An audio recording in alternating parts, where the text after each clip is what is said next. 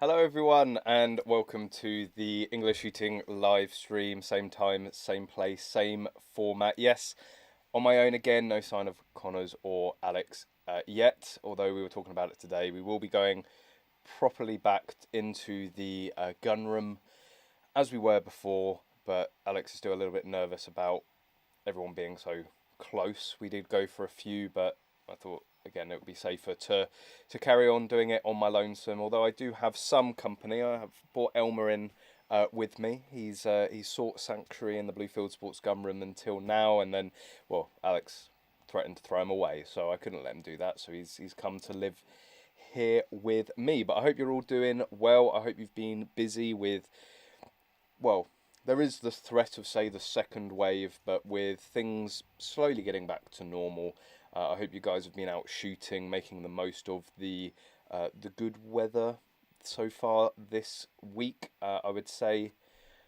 I sound sad, Connors. I always sound sad. That's what happens when I share an office with you. But yeah, good to see everyone. Commenting already. Do remember that it's all about you guys. It's all about talking about everything you want to talk about, answering questions that you may have about the sport, getting into the sport, any new guns, any particular maybe opinions of mine on certain guns. But yeah, any questions or topics you want to bring up, well, you've got the messenger there, so hit that. But yeah, I was going to say, it's been a busy week. It's certainly been a busy few days, but as I mentioned last week in the stream, I was away Friday to Monday. Went down to the lovely harbour town of Dartmouth. So had a bit of a break, a very sort of rare holiday, and then Connors had left loads of work for me to do as soon as I got back. So that was nice return. So it's been a busy few days with a bit of a break in between. But yeah, and anything you wanna talk about, like, let me know. David Kiddle, much prefer this format to the gun room. Maybe that's because Connors isn't here. I don't know. Do you guys, should we bring Connors back? Should we bring him back on the stream? Should we have the voice of God, Alex, as well? Or should we just keep it like this? To be honest, I just like doing the live stream, whether here or in the gun room. I just like engaging with you guys, and yeah, talking about whatever you guys want to talk about. Obviously, no sunshine in Dartmouth. It was a little bit rainy actually. 2 of the days I did end up getting very, very wet because I didn't take a raincoat, which was a little bit silly of me, but had a nice time nonetheless. I'm sure that you would have some of you might have seen on the English Shooting Facebook page about my post for Trago Mills. So I don't know if any of you guys know about Trago Mills. If you live on the south of England, you probably do. But having previously lived in Devon, and as a child, Trago Mills was a frequent visit for me. And it's great to see that they still have air guns there, and that's basically what the post was about on the Facebook page. With everything going on, sort of in the world, in the country, shops that aren't known for being gun shops, to have a selection, a fairly extensive selection of air guns for a non-gun shop or non-air gun shop, and loads of pellets and accessories and all that. So I haven't been to Trago Mills in absolute years, so it was good to see that they haven't moved on that, and they're not sort of curtailing to any anti-pressure, basically, as I'm sure they must get. Sing Shooter got granted my FAC last week. That's absolutely fantastic to hear. Another FAC for the record, so congratulations. Interestingly, they did release, I can't remember if we talked about it on the live stream last week, but they did release the new figures for 2019 in terms of the total amount of FAC holders and SGC holders and the amount of guns owned, and basically all of the statistics around lawful or legal firearms ownership. And actually it was quite worrying and disappointing to see that the numbers have decreased. So I think it's more important than ever with lockdown lifting, whatever you want to class it as. I'm sure there are loads of people that have been cooped up indoors and would love nothing more than to get out into the beautiful countryside or down a range. So I've said it many times. It's really in our hands as shooters to introduce new people to the sport. So seeing these numbers in decline, I think we sort of need to pull our fingers out and take friends shooting, take new people shooting, pressure them, beg them, bribe them, whatever, to get their FACs and SGCs and increase the numbers. At the end of the day, if the government and the antis and all the various organisations against shooting see that the numbers are decreasing, that just gives them more clout. They can say, well, look, this is a bygone sport, it's a bygone discipline or hobby or whatever, so let's get rid of it, because the numbers are decreasing. So it's not going to be before long until there's no sort of lawful fire or legal firearms owners anyway. So get your friends shooting, take new people shooting, make the most of the summer, and try and introduce some people. And I've said it before, and I think loads of people have said it. If we all went out there with the goal each year to introduce one new shooter, to get one more FAC holder or one more SGC holders, well, if we could double the numbers, the double effectively the community every single year, it wouldn't be before long until half the country is our FAC holders, which would be, obviously, that's a dream. Probably that's maybe a bit optimistic to get to, but still, I think as long as you have that goal, as long as you have that sort of in the back of your head that every year you should try and get a new FAC holder or SGC holder out there, then we should naturally grow if we all have that ethos. M. Gabriel, I haven't seen you in a few weeks. How is your FAC going? Well, as seems to be the routine, let's do the weekly Hampshire firearms. Are they open check? Admittedly, I did only check a couple of days ago. Well, they've still got the warning saying they're not open, but I will go through the sort of multiple choice thing here and see what it spits out. Apply for new certificates. Nope, they are still closed, which I do. It's getting to the point now where I think it's maybe a little bit ridiculous.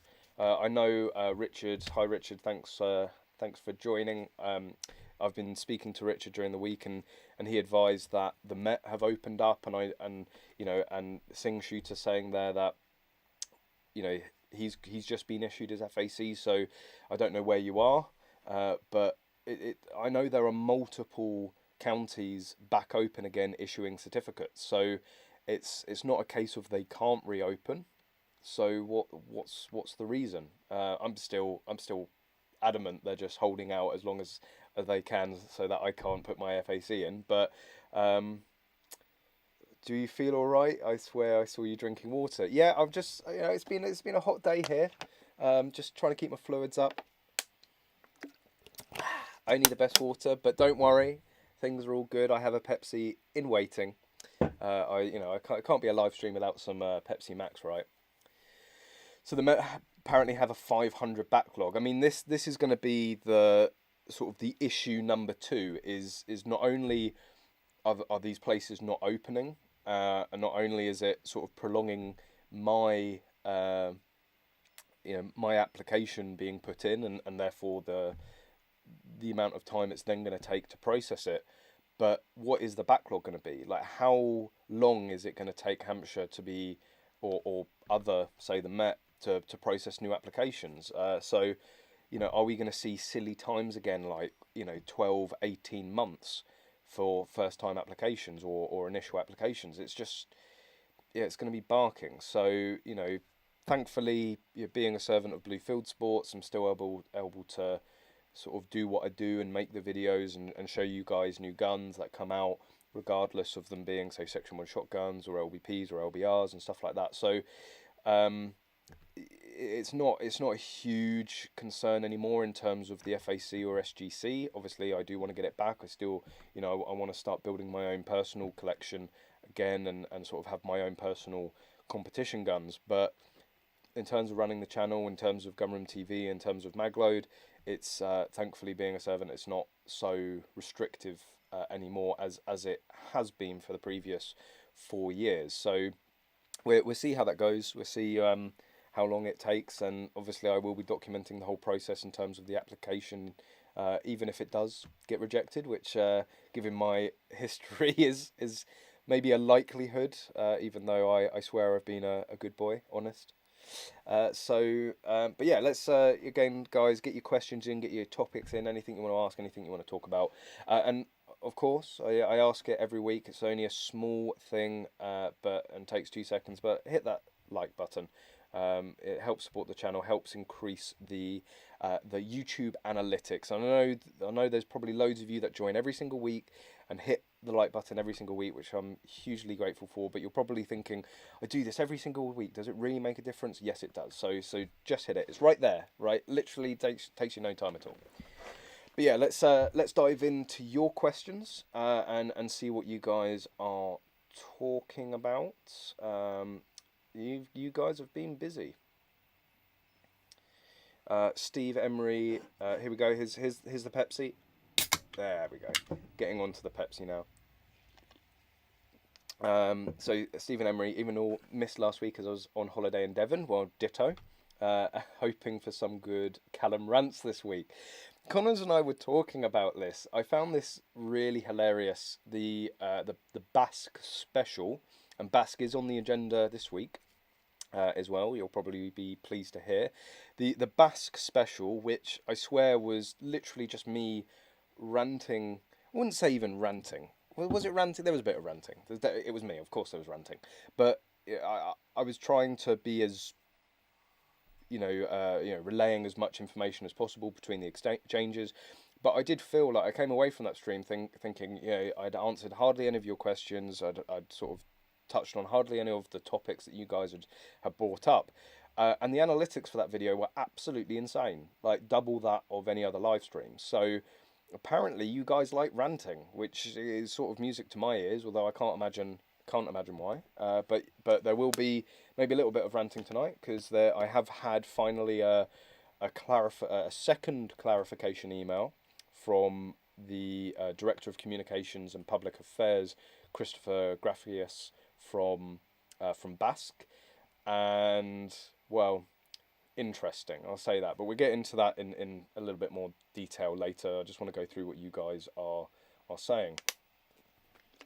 So I'm really thirsty today. It is quite it's been quite a hot one, and I have to shut the windows and the doors, because otherwise you get all sorts of road noise, or pheasants squawking, or whatever, or Nala.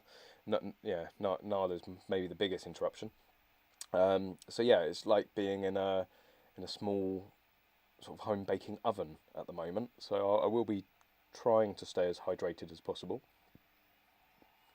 Matt, Gibbo, I like to shoot Ely Force, but members of my club have made an issue of me using it. How loud it is.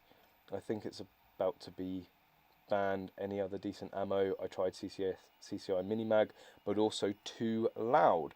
Well, I guess it's because it's going to be supersonic stuff, and probably the members at your club are using target ammo. Although I think target ammo, sort of the Ely 22, bolt action stuff, I think that's still supersonic. That's still not exactly the quietest stuff out there. I do remember when I was at my university club, and we, predominantly it was 2.2 prone shooters, and I would turn up with the 1522 with mini mag and the 50 round drum mag, and they ended up making it a rule that I was to only stand on the far right bay, so that I didn't shower everyone else in brass. So I did get a few comments then about it being a little bit louder than the stuff that they were used to, but they didn't have any issues. At the end of the day, you're at a shooting range. Like, it's going to be loud, it's like, what else do you expect, really? So, I don't know, I would just tell them to stuff it, really. If you don't like loud things, why the hell are you at a shooting range? Something that you could try, maybe CCI Standard. It's a much slower velocity, it should be a little bit quieter. It's still a very, very consistent, reliable ammo. I know that also Ely do have a whole range of semi-auto stuff, so I can't remember which. Force might even be the slower of the stuff, but I know there's Ely Action Plus, although that is definitely going to be sort of hotter stuff. But yeah, I'll definitely look into CCI Mini Mag. I actually used a brick of it last week whilst reviewing the Rimfire Magic, actually, which was a video that went out last night. If you haven't seen that, then add it to your watch later lists for later after the stream. Don't leave the stream, please. I need the numbers. But yeah, I've never used standard. Well, maybe occasionally through friends' guns and stuff like that. But I've always been a mini mag guy. I know the ammo inside and out. I know how reliable it is, and I know that I always say, if a gun doesn't work with mini mag, it's the gun, it's not the ammo. So I decided to try CCI standard just for something a little bit different.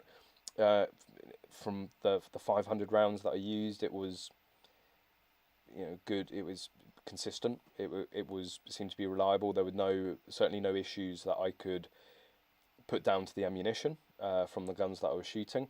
So yeah, I can give that a thumbs up. It's a bit cheaper as well. I know a lot of competition shooters are switching from mini mag to standard because of the lighter recoil. Again, it's a 2.2. Yes, with an LBP, less flip, you are going to notice maybe a slight difference, but again, it's a 2.2 handgun. Is there really that much recoil? So the choice is yours. In terms of other potential, I know American Eagle, but then I think that's pretty quick stuff. So yeah, try standard. I'd give standard a go, and if they don't like standard, then just tell them they're obviously doing the wrong sport. Richard Weston, throw Elmer away. Does Alex not realise that Elmer with a gun will be very rare and collectible item? That's a very good point, actually. I should frame him. I should laminate him and save him for the future.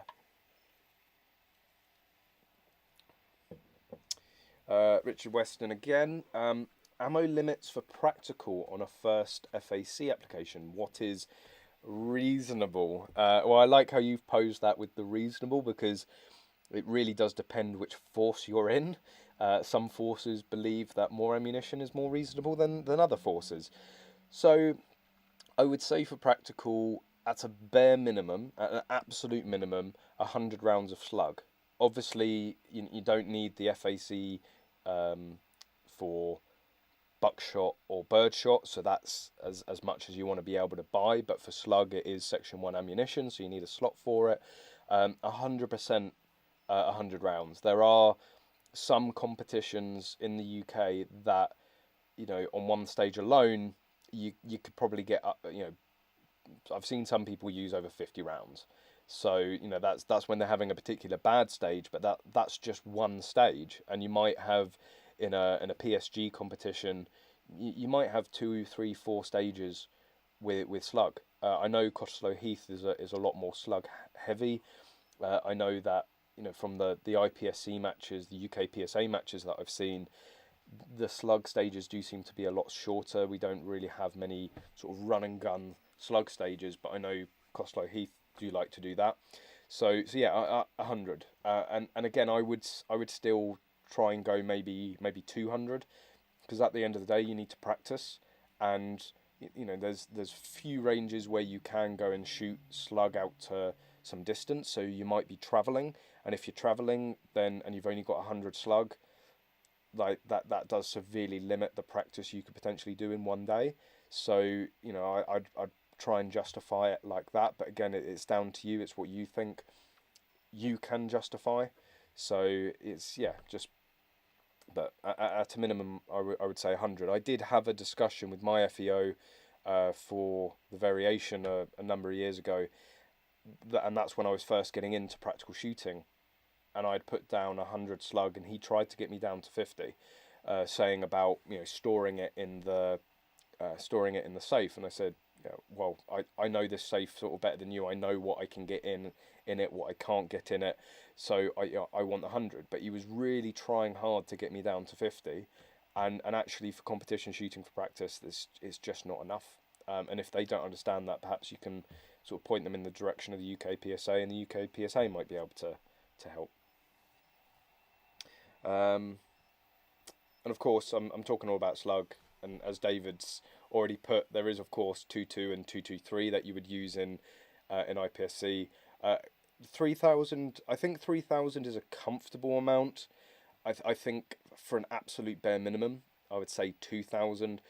It gives you, it means that you can always be storing 1,000, and it means that you can also then buy 1,000, and that's sort of how I used to do it. Because if you go out and practice one day and the gun shops aren't open, and then you have a match that weekend, you want to know that you've always got that potential match ammo sat there.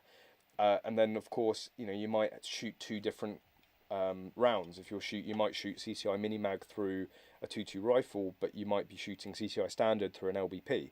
So I think that's why 3,000 is probably more sensible. 2,000 at the bare minimum, but 3,000 is probably more sensible. It gives you the option to have two different types for, say, two different guns or 2.2. And again, you might even have some gallery stuff. You might have some target rifle stuff that, again, you want to have different ammunition for. So I think I ended up putting mine to 3,000 when I had my FAC during that variation, and I felt pretty comfortable with 3,000. To be honest, I'll probably go for more in my initial application, just because of the amount of shooting that I do and the different types of shooting that I tend to do now. And 223, I mean, 1,000, that for competition, like if you're going to be going for world shoots, yeah, you are going to want some sort of silly amount like 1,000, because you need to get the guns out there. There's a lot of pre-shooting in terms of zeroing the rifles at a world shoot, or maybe testing and all that. So you want a lot spare to take out there, and I can't remember what the round count was for the rifle worlds. I want to say sort of the 500 mark, maybe. So again, you want 1,000. But funny enough, for 223, I had, and I think 223 and 308 on my my FAC when I had it was about 250. But then that I hadn't really started any sort of practical rifle with full bore stuff, so that was target rifle stuff. And for target rifle, 250 I think is more than enough. Maybe if you're doing stuff like Queens or, you know, the Imperial, then you might want more. But again, it all depends on what you need. But David, interestingly, saying 300 slug. Again, I think you'd be pretty comfortable at 200. But again, 300. It's always good to have more. At the end of the day, put what you want, and then if the FEO wants to have a chat with you and try and negotiate down, then it maybe gives you a little bit of leeway, which I think is really the completely wrong approach, but unfortunately is the approach you have to have these days, because it just seems that certain counties will try and just drill you down and sort of reduce you down to the bare minimum. So in some counties it's probably better to go for more than what you say need. But you know, again, you have to be able to justify it. So as long as you can justify it, justify the maximum, you know, ask for the maximum that you can justify, basically.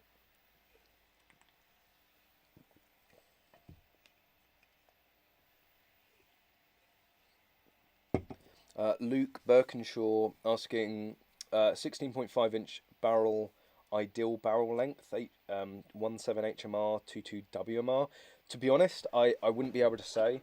I know, you know, I switched personally for my 1522. I went from the 16.5 inch standard barrel down to a 12 inch barrel, and that was purely for maneuverability, for the gun to be much more agile. However, if you start cutting it down, I know that I am losing velocity, and I know that potentially I am losing accuracy. Although when I first did it, I did a 25-meter test, and the groups looked pretty much identical, the before and after. So I don't know. I really couldn't recommend. I'm not too familiar with 17 HMR or 22 WMR, so you're probably best asking someone else, unfortunately. But sorry, I couldn't be more help. Let me catch up with you guys. I saw a question about SOCOM. What's that about? Let me find that.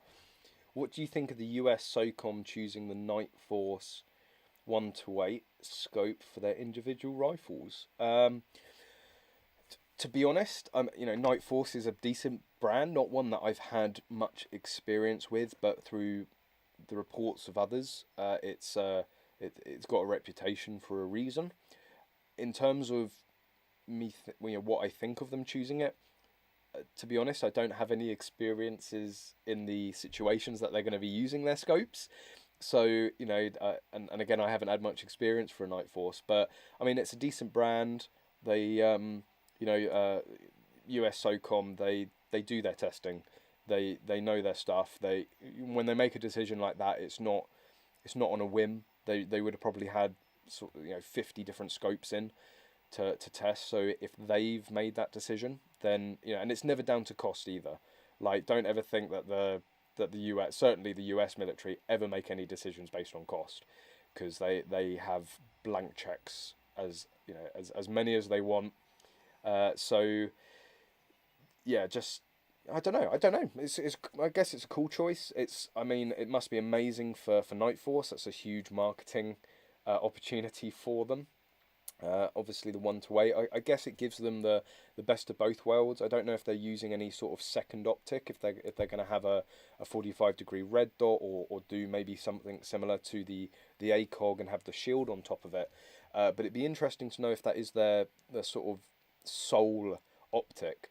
Because if they've gone for the 1-8, then they're obviously they're going to be using the best, well, getting the best of both worlds, using the 1 times magnification for sort of the, let's just say, up close and personal work, and then they've got that ×8 for those longer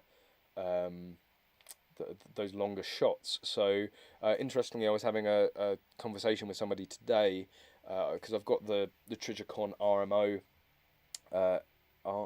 MRO HD from Daniel, as we have discussed on many of the previous the previous streams. But we were talking about the new Vortex, and obviously, again, it's one that tends to make an opinion. Yes, I have the Razor HD in the tool chest. I think it's the safest place to put it, really.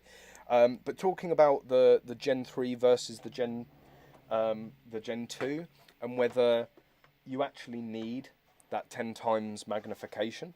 Now, who I was speaking to was basically saying, no, you don't.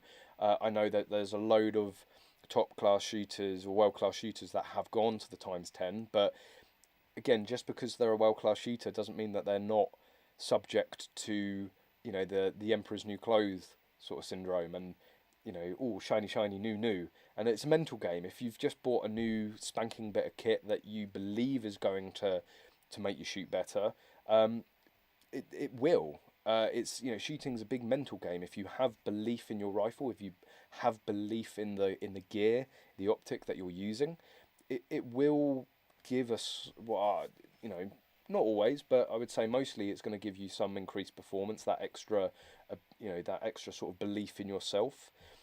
So yeah, again, like, do you need ×10 or a higher magnification for shooting longer ranges? Probably not, and that's probably why they've gone with the 1-8. That's probably going to see them through pretty much any eventuality. So there you go. That's I guess my thoughts on it.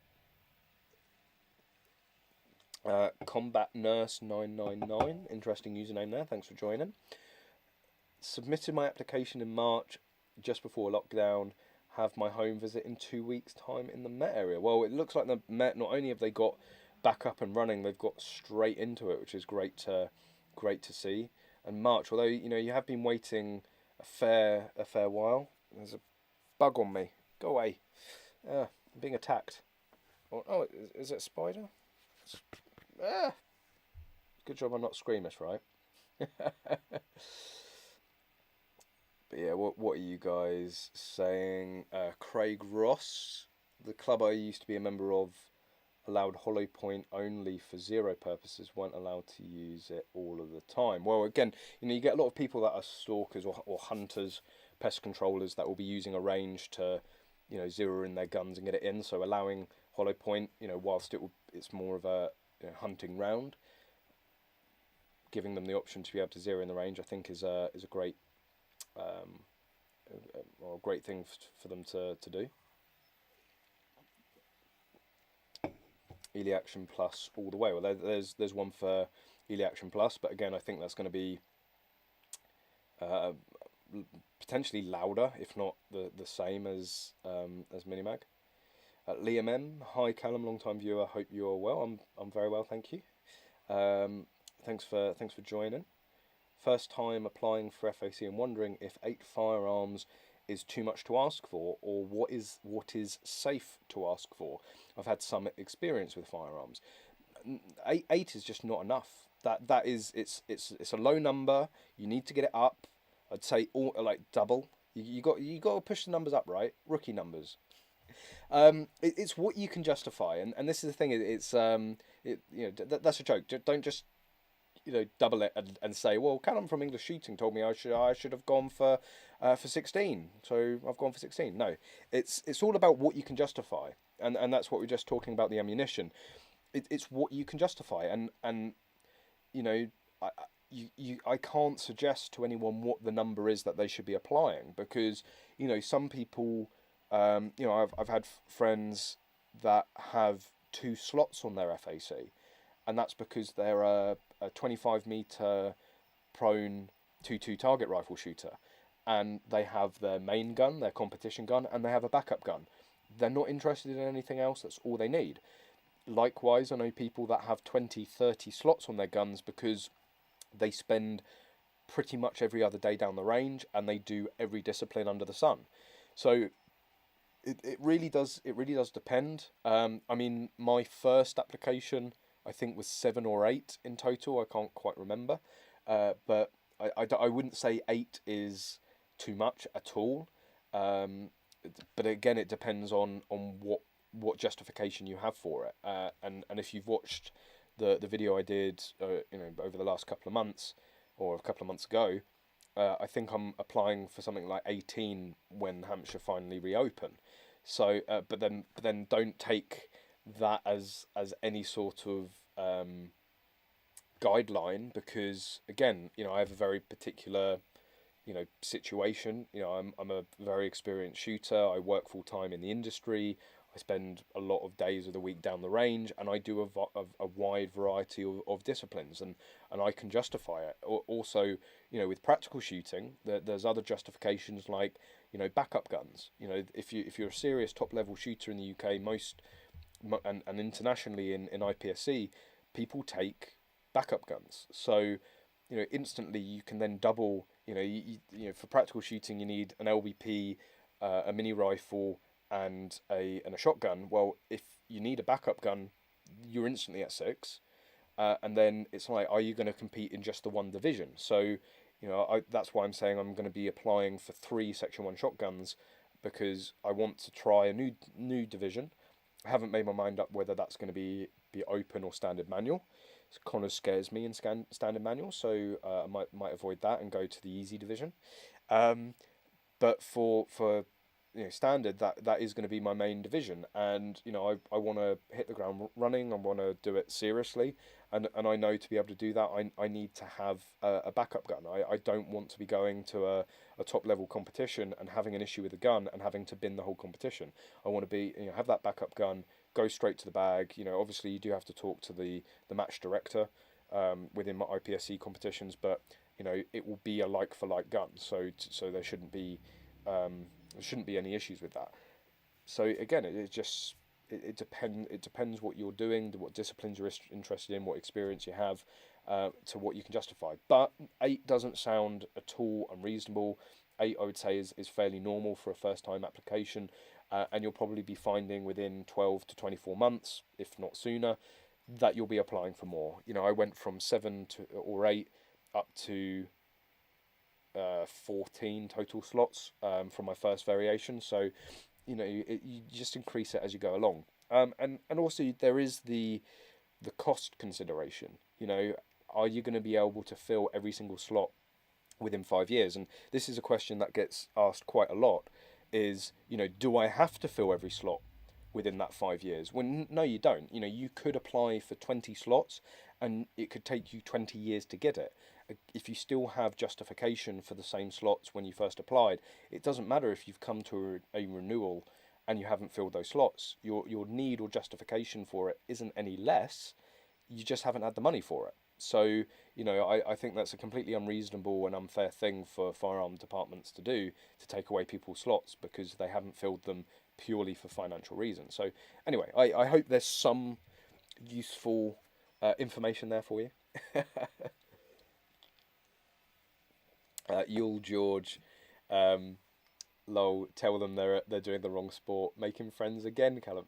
I just tell it how it is. Like, don't beat around the bush. You know. I mean, it's 2-2. How loud is 2-2? You know, tell him. Yeah. Anyway, you know, I don't know. I'm not exactly old. I'm 28, 29 next week. You know, happy birthday, me. Actually, am I streaming on my birthday? I have a feeling. I'm just going to check the calendar. Ha! I am.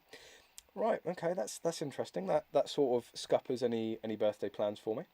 But yeah. So I'm not exactly old. I'm 28, 29 next week, next Thursday. And year on year, I feel myself getting more grumpy and more cantankerous, and having less time for bollocks. So, you know, I'm not out there to make friends. I'm out there to sort of say what I think and see what happens. It's usually very interesting. Sing Shooter, is it worth getting a 2.2 pistol? I would say yeah. I absolutely love long barrel pistols. Yes, I would much prefer that we had the proper thing.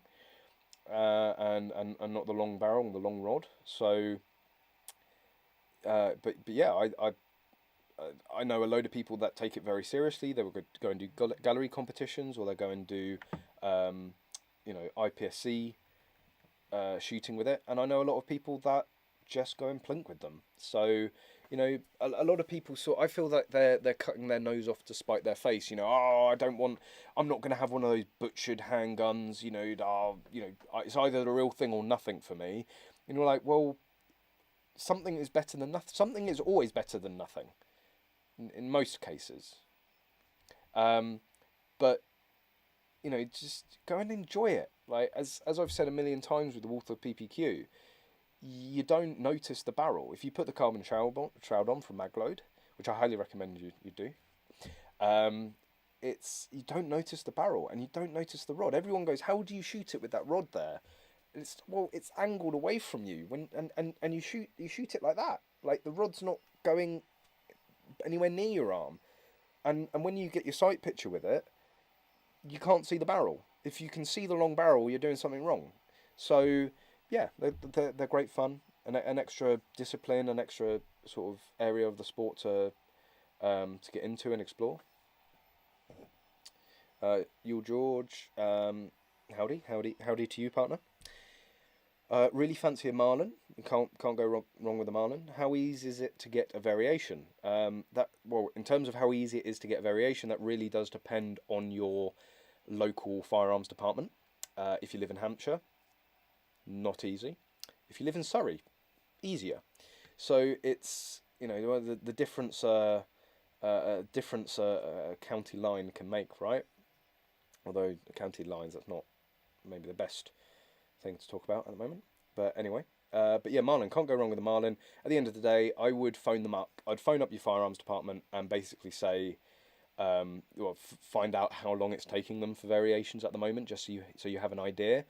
And you know, in terms of how easy it is, basically you fill out the application form. It's an easier application form than your initial application. So if you've already got an FAC, then you're going to be more than capable of filling out the variation, and you send it off. Now, there is some debate. I know that actually BASC and other organisations have advised sending away your original FAC, but obviously they will need your physical, you know, original FAC to be able to do the variation. And what a lot of organisations and clubs and that have recommended is that you give them a covering note basically saying, I'm going to hold on to the certificate until you process it. When you're about to process it, let me know and I'll send it in. Because you know, my variation you know, a number of years ago, I think it took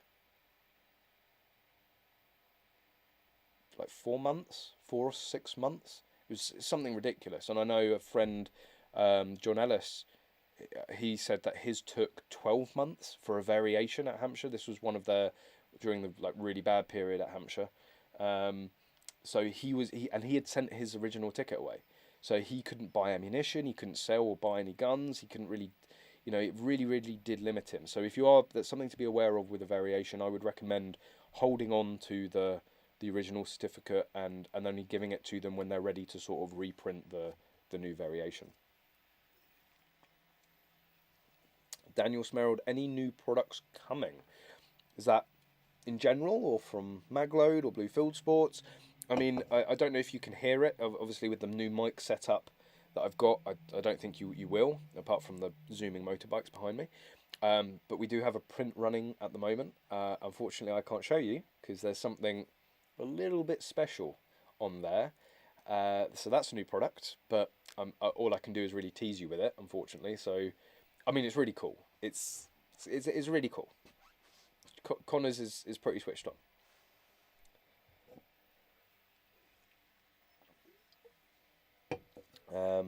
Yeah, you guys talking about the ammo shortage in the States? Yeah, that's is sort of getting a bit silly at the moment. Black Guinea Pig. So you have done the Rimfire Magic review. When is the SIG 522 review released? Soon. It's in edit. I try not to do like all of the same videos at the, you know, I tend to like not do a whole bank of review videos. I will try and mix it up, so you'll have like a ranty video, a review video, maybe like a range video or something like that. So try and break it up and keep it fresh, because I know some people love the review videos, some people hate them, some people love the ranty videos, some people hate them. So, you know, it's try and keep it fresh for everyone. Daniel Smerald, wasn't something meant to happen this week with my MR Row HD? Maybe. Funny, I spoke to Jim this afternoon. He wants it back for Monday. He said to send it to him Monday. So I've got the weekend to play with it. Plus we're doing some shooting down the range on Saturday. So I want one more weekend with it.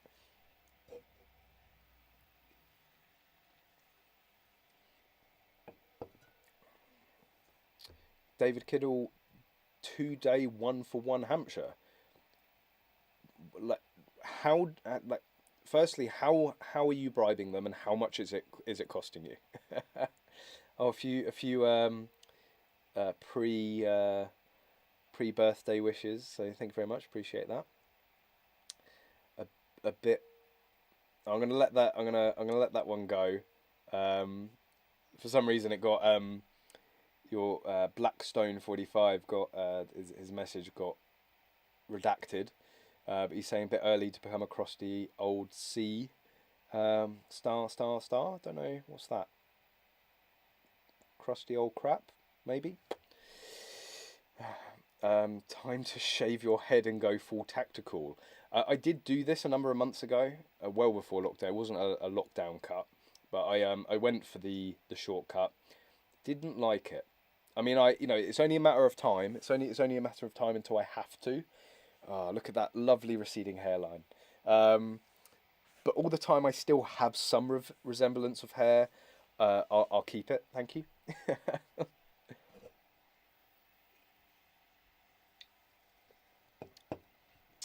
Sinner 2004. People want truth, not made up rubbish. If they want lies, they're watching the wrong channel for sure.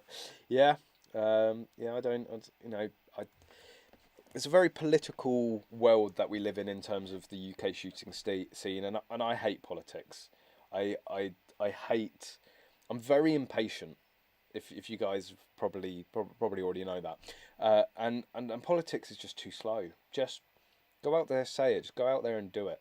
You know, don't, because I'm not exactly the best example to follow, unless you want to lose your FACs and SGCs, but. I don't know. I've always been a huge supporter of freedom of speech, and at the end of the day, if you say something, people like to nail people to the wall for one comment, right? Without question, without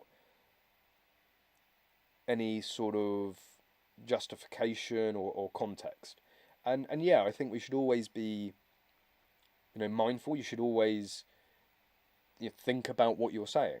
If you don't, then you're just going to be coming out with garbage most of the time. But take the live stream for example, right? Whilst you guys you help me along. You know, you're asking questions. You guys are keeping the flow of the live stream. But I pretty much have to talk for an hour and a half or 2 hours, and you can't just, you're gonna say things sometimes that come across in a different way that you meant, you know, because you're just talking, and you know, people like to nail people against the wall for just saying the slightest wrong thing without actually going to them and saying, well, sorry, what did you actually mean by that? You know, what could you expand on it further? Instead of flying off the handle, instead of um, instead of just berating somebody, just talk to them. If you don't like what they've said, well, learn a bit more. And it's in a funny way, it's the same thing when you talk about shooting to someone for the first time. You know, they clam up. They're like, "Oh my God, you just swore at me because you said that you like guns." But it's only when you start really talking about it and you sort of understand where they're coming from. You know, and that's what I find so frustrating. Certainly about my personal situation in terms of the channel, and you know, effectively being penalized because of comments from other people. So, well, I encourage free speech. Like, I don't care if you want to come onto the channel and say all guns should be banned, as long as we can have a chat about it. You know, don't come and drop that comment and then, you know, disappear, or be like, oh, it's not up for discussion. Well, yeah, it very much is. So have a talk about it. So, you know, yeah, you're in the wrong place if you're going to be talking about lies, because if I think something, I'll say it, because I think it's a very honest approach, and I've changed my mind. I don't think it's wrong to change your mind. I've changed my mind drastically in some ways since first starting the channel. My opinions have changed quite drastically on some in some areas. I don't think that's hypocritical. You know, I think there are some people out there that might quote me from 4 or 5 years ago. Well, I've learned a lot more since then. So it's like, you know, we shouldn't be scared to sit down and have a conversation. I think a lot of the issues we are seeing at the moment are compounded by not being able to have an adult conversation about them.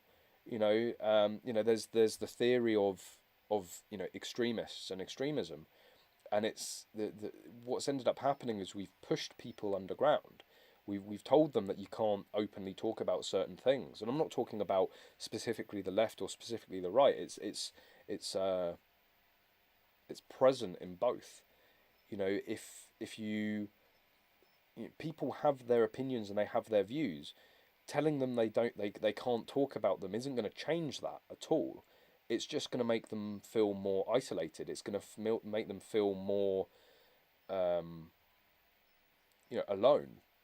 And that's very, very dangerous. With, you know, look at some of the mass shooters in the States. Very, very sad, lonely individuals. And actually, you've got to think, what if people had actually talked to them?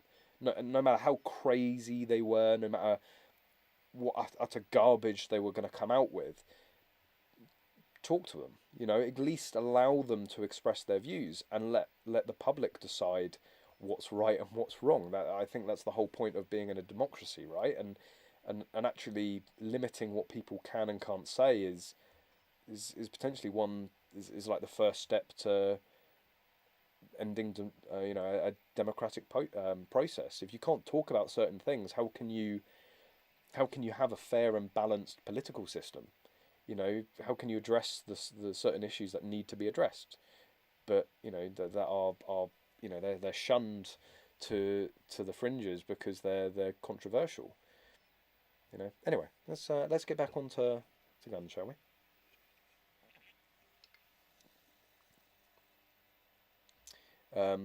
GZERP 1892 correction. Sorry, is well easy to get an FAC. Yep. I mean, I've heard that. Funny enough, just below you, Alex Florenson joined. Hello, Alex. Say hello to your mum for me. Couldn't resist. Sorry, it's getting to that time in the evening. Yeah, Alex has been in Surrey all of his FAC life, and has made it well known to me how easy it is and how quick it is and stressless it is to get an FAC in Surrey. I do very much envy anyone that lives in Surrey. But at the end of the day, they they're home to the National Shooting Centre. You would expect them to be slightly on the ball when it comes to firearms. And interestingly, I've met the head of Surrey Firearms a couple of times actually. Haven't had a real sort of conversation with him as such, but he is a real shooter. He knows his stuff. He's a passionate shooter. It's not like he's taken it up because it's sort of part of his job.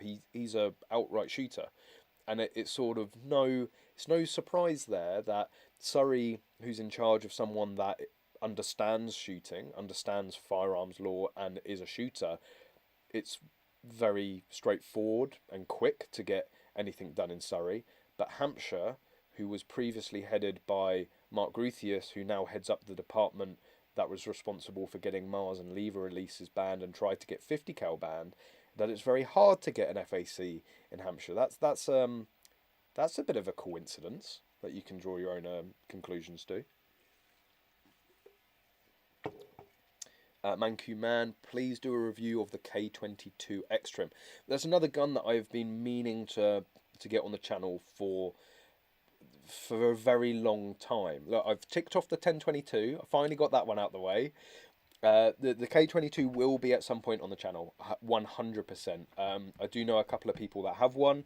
It probably won't be too difficult to get one down here. I can't promise it's going to be the X-Trim, and I can't promise it's going to be a standard one, but I can certainly get a K22 of some description here, and we'll see what you think of it. I mean, I know the K22, I think now has a better reputation than the gun deserves. And again, I'm saying this with I've probably only put maybe like 10-20 rounds through one in the past, right? So take what I'm saying with a pinch of salt. But back when the K22 was more prevalent, your choice was like a GSG Mark 1 or a K22, or a Browning butt mark, or a low mil Ranger. So the K22, the low mil 1911s were absolutely pucker, but they were £2,500, something ridiculous.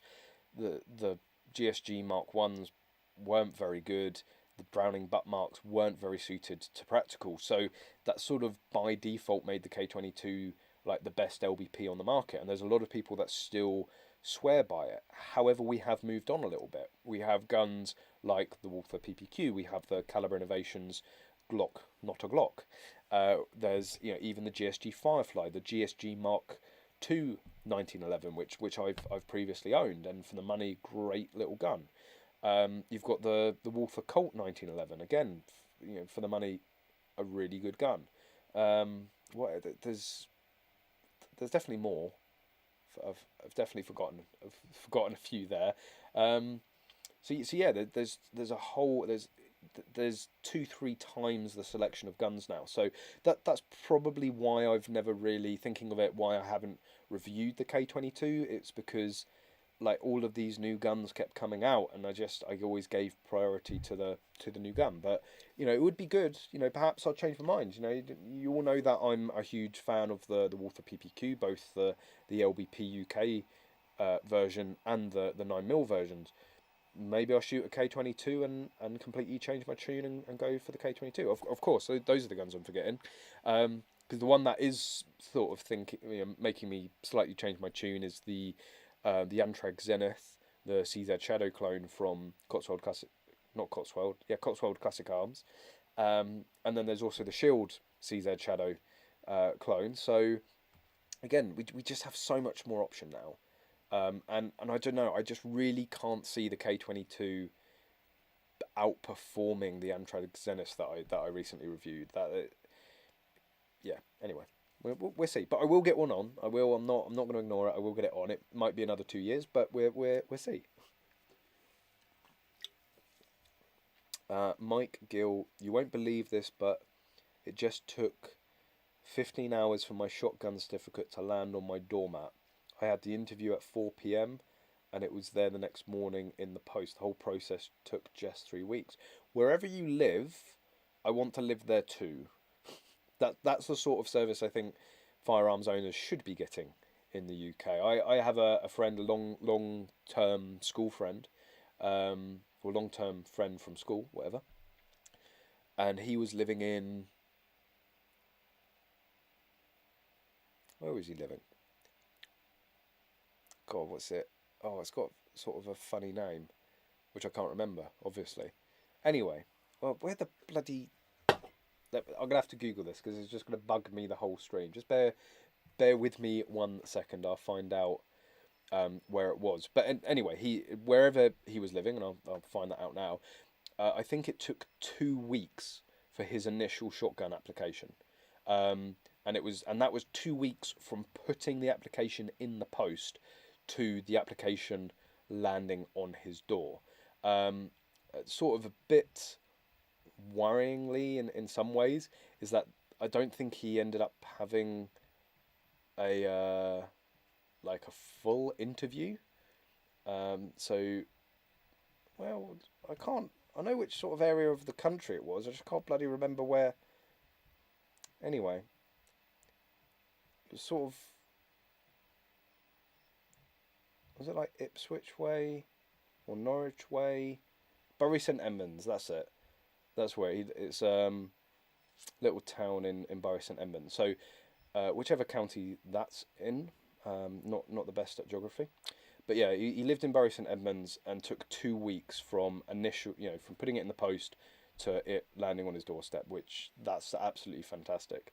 Although funny enough, he doesn't have an FAC. Very nearly did, but you can thank the NSRA, unfortunately, for the reason he doesn't have an FAC. I don't think I've actually ever talked about this on the channel. But yeah, we went to the NSRA and were spoken to absolutely disgustingly. This guy came out and treated us like children, purely because we were shooting an AR-15 style rifle. Just because I had my 15-22, we're doing double taps, doing quick shooting, nothing reckless, nothing unsafe. Like, I think we were even using a bipod on a table, and he came out and just spoke to us like absolute shit. And I remember absolutely vividly. It was like it just sucked the. He was having an absolutely amazing time, was enjoying absolutely every second of it, and it just in that second just sucked the fun right away from it. And it was like, do you want to carry on? He's like, nah, sort of done now. And we ended up coming out of the Lord Roberts Centre, and he turned to me and he said I can't get an FAC. He said, if that's the type of person that I have to deal with, having an FAC, it's not worth it to me.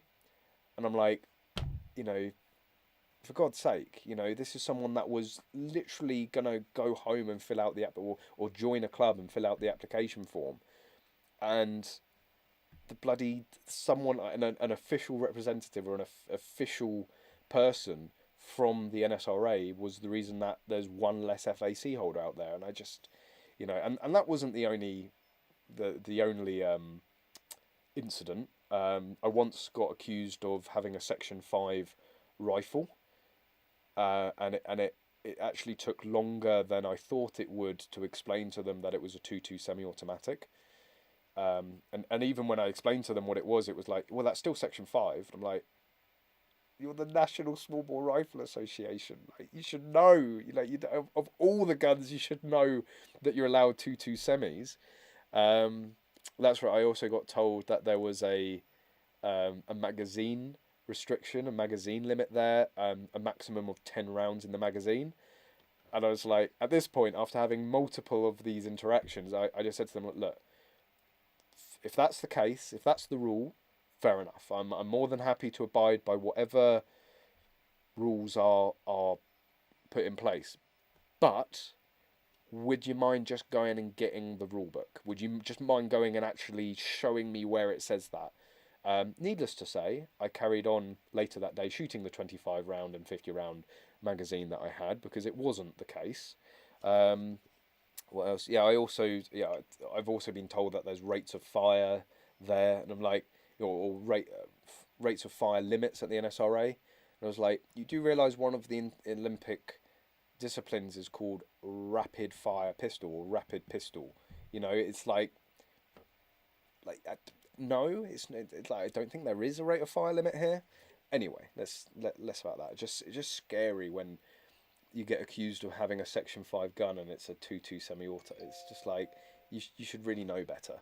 And let me mute my my laptop, something that I usually remember to do but didn't this evening.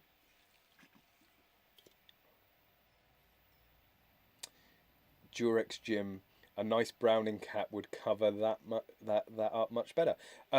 Yeah, it might do, but it won't go very good with my Beretta, and it won't go. Oh, sorry, it won't go very well with that sign, will it? As you can tell, I'm most definitely a Beretta guy. John Klitcher. That's a dangerous name for me to be trying to pronounce. What would be a valid reason to have a 45-70 underlever on your ticket? I can justify having a smaller caliber for target shooting / gallery, but I don't know how to justify a larger 45-70 caliber. See, I have a bit of a conflict with questions like this, because if you have justification, you would know what it is.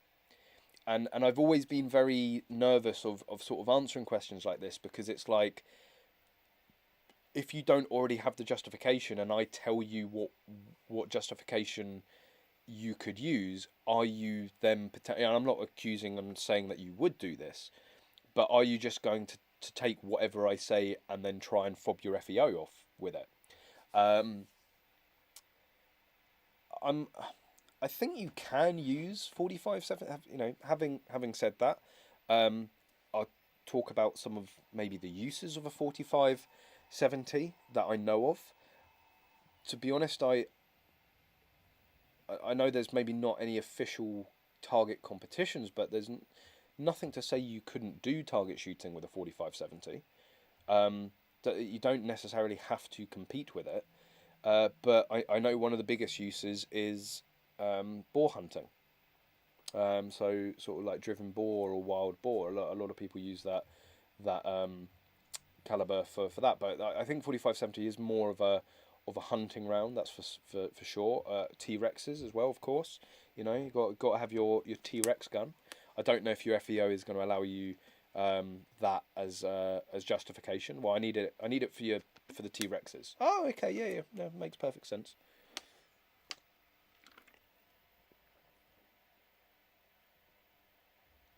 Oh, Daniel's saying get the Chris. I'm guessing someone has asked. Oh, Ethan, Chris versus Titman. I'm looking for a plinking rifle that can customize with standard AR parts. Money's not a concern in which I should choose. Well, if money's not a concern, then I would highly recommend coming down to Blue Field Sports. We will be more than happy to help relieve you of any money you might have. No, oh, bollocks. I have the perfect answer. If money is not an object, I have the perfect bloody answer, and I was meant to grab it for the stream, and I was meant to put it behind me. Bloody hell. I'm such an idiot. Well prepared as always, Callum. So, so you're saying Chris versus Titman. In that sort of side by side, 100% the Chris. Absolutely no doubt about it. Go for the Chris. But if you're saying money isn't money is not a concern, it depends how much you really want to push that. But Otto from Cotswold Classic Arms sent down a custom built Battle Arms 2.2. Now, I don't know. Has he sent me a photo of it? There will be a review of it on the channel soon, and perhaps I'll try and remember next week to bring it on the channel. But this thing is absolutely gorgeous. It is. I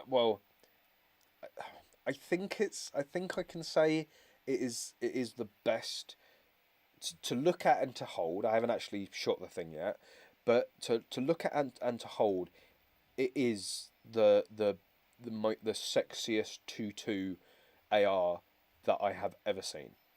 Right, it is just I mean, it's probably a bit Marmite, the looks of it.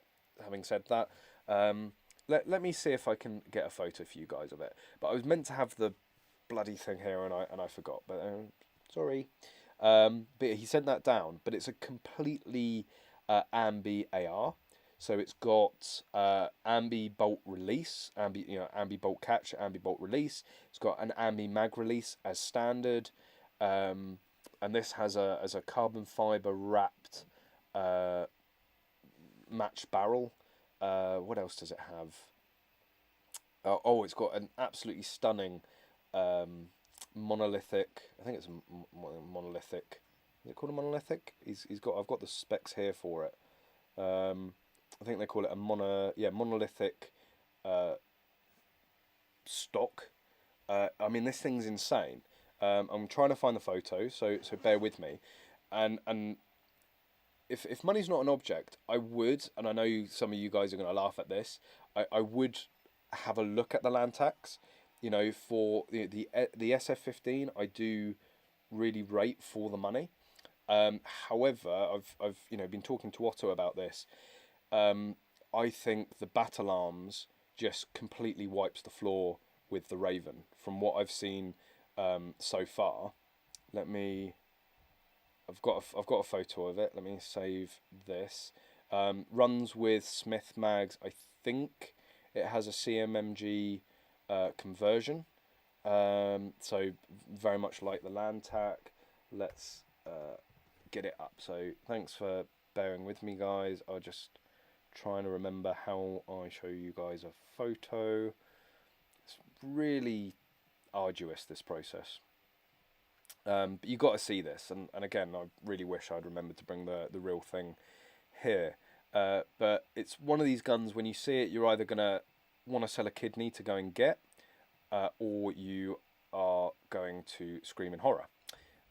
So it looks very, very dinky, and that's because the stock is fully collapsed in this picture. But here we go. That is the Cotswold Classic Arms built battle arms. So if you look closely on there, you can see that ambi mag release down just it's in front of the trigger on the edge of the magwell. Very, very distinctive magwell as well. And that monolithic stock, I think, looks absolutely wicked. Having a bit of a play with it, I didn't necessarily think it fitted the best, but again, I haven't shot the thing yet. So this package, I think all in all is around the £3,000 mark. So it is a very expensive 2.2 AR, but everything on it is just absolutely pucker. Milled receiver set. That has, I think it's a Hyperfire trigger on it, the monolithic stock. You've got the battle arms fore end on it, the match carbon fiber wrapped barrel. It's got an improved safety on it. It's also got a battle arms. I think it's the X something grip, so it has 3 different angle positions. It's got the Better Mag Adapters 1522 adapter on it. Like, seriously, I think that takes the crown for like the top tits 2.2 AR-15 in the UK. So and back to me, here I am. Not as nice a look as that one. But yeah, so if money's not an object, I would seriously get in contact with Otto at Cotswold Classic Arms. I would, if maybe money is a bit more of an object than you're saying, I would have a look at maybe the SF15. But then Otto, I've got another gun. It's basically a 2.2 replica of the Special Forces rifle that the SAS use. And I'm yet to review it. I will get out there, and I think that's about £1,000 as well. And that's again a proper mil-spec built rifle. So, of course, I could say that actually ignore all of that and go and get a 1022, because for the money, I still don't think they can be beaten. But then you don't get something that looks like that with a 1522. But I find it funny that it's still using the 1522 mags. So anyway, there we go. And what do you guys think of that then? 3K for an AR, that's not bad, although yeah, it's 2.2. The thing is, like the Lantax, they are fully mil-spec. You could, you know, you could even have a conversion, well, not a conversion, it is already converted. You could have a slide put in it and get a 223 bolt and use the exact same gun, taking out the adapters and use it in 223. You know, it is a US made 223 mil-spec AR, although I say mil-spec, like that magwell is definitely not mil-spec, that's for sure. And yeah, so that's what you're getting. You are getting a proper big boy AR-15. That's why you're paying big boy proper AR-15 money for it. It just so happens to be converted to 2.2. Mike Gill sell a kidney. Yeah, it's tempting. It is tempting. M. Gabriel, what the hell happened to the Englishman's right to arms? It's even recognised as part of our common law. Precedent here in the colonies. Again, this is something that it comes up time and time again, and I've never really put that much time into finding it out. I'm luckily I'm actually in contact with some people that probably would really know the ins and outs of this really well. But as far as I understand, it's been superseded. Like, our laws have superseded any previous rights that we had. And I've heard many times about, you know, let's challenge this in court, let's, you know, get our rights back and all that. And I don't know, I don't understand. I understand the argument, I understand where they're coming from, I understand the Bill of Rights and stuff like that, but I don't understand the law in general well enough to be able to say whether that still holds true. And my thinking is, if it did hold true, why hasn't the NRA, why hasn't the UK PSA, why hasn't BASC, well, yeah, why hasn't an organisation or even a club or any other individual pushed this before? And I think it's probably down to, you know, you probably get, you know, quickly into it, and then you get told by your solicitor or whatever that is just an absolutely no-go. So that's why I've never really explored it. But I know there's a lot of people that are very adamant that it still holds true. Oh, I'm out of my Pepsi. Good job, I have another one. There we go. 2 Pepsis in the same live stream. Bowling. But oh, that's not so ballin'. Anyway, I swear it's not the spicy cough. Just dry mouth. Oh God, oh, I jinxed it. Yeah. So yeah, I just don't know. At some point, I will spend some time on it. I just think, unfortunately, it will lead to a dead end. Sing Shooter, where can I fire a 50 cal? Always wanted to. The Tunnel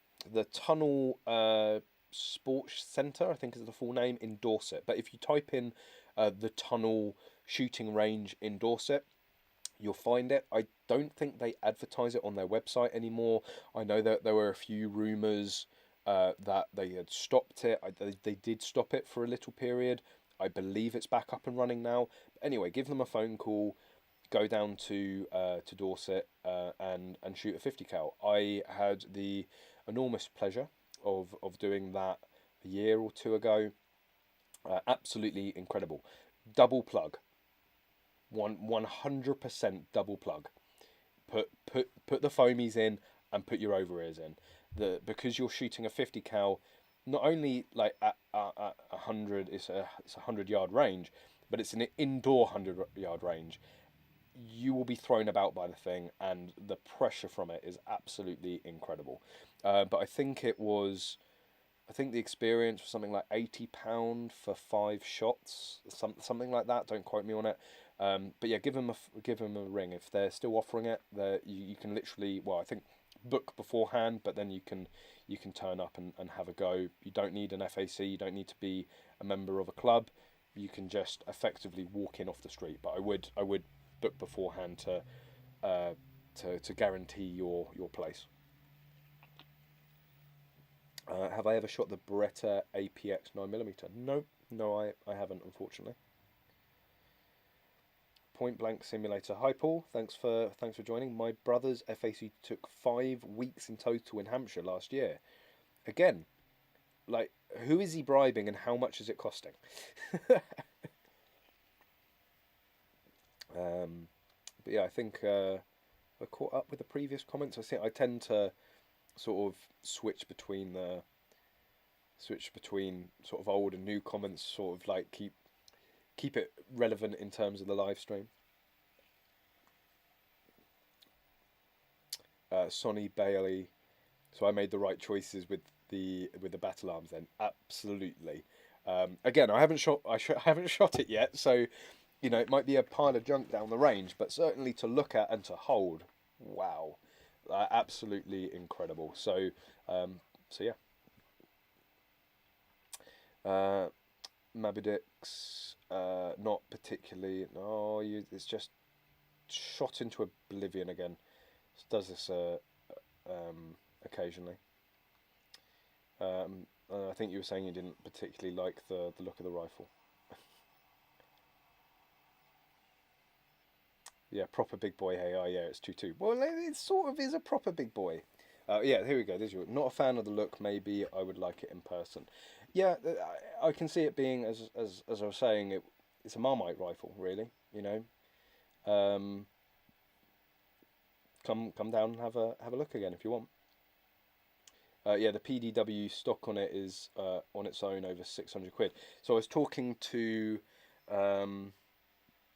Otto. I think he says he can actually get them in for about £500. I know £500 for a stock, pretty expensive.